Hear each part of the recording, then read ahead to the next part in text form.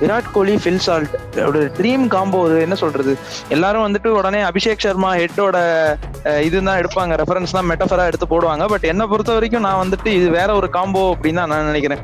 ஏன்னா போன வாட்டி வந்துட்டு அந்த ஒரு டெம்ப்ளேட் வந்துட்டு ரொம்ப நல்லா ஹெல்ப்ஃபுல்லா இருந்துச்சு. பட் இந்த டெம்ப்ளேட் இன்னும் கொஞ்சம் பெட்டரா இருக்கு. இவங்க வந்துட்டு எல்லா பாலையும் சுத்த போல, பட் ப்ராப்பரா எல்லாம் மீட் பண்ணாங்க. அதுவும் விராட் கோலி வந்துட்டு பாக்குறதுக்கே வந்துட்டு ரொம்ப ஒரு ஹாப்பியா இருந்துச்சு.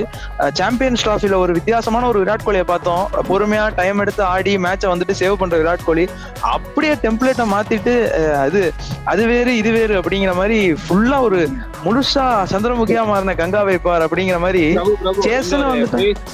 இங்க ஒரு phase, sorry to break you, இங்க ஒரு ஃபேஸ் வந்து இவர் அவுட் ஆனாரு, வருண் சக்கரவர்த்தி பால்ல சால்ட் அவுட் ஆனாரு. சரியா, சால்ட் அவுட் ஆன உடனே ஒரு மாதிரி அவங்க கம்பேக் பண்ற மாதிரி கேகேஆர் ஒரு கொஞ்சம் டைட் ஓவர்ஸ் எல்லாம் போட்டிருந்தாங்க. அப்ப வந்து கேகேஆர் அப்ப ஆர்சிபி என்ன பண்ணாங்க, அவங்க ஓவர் ரிஸ்க் எடுக்காம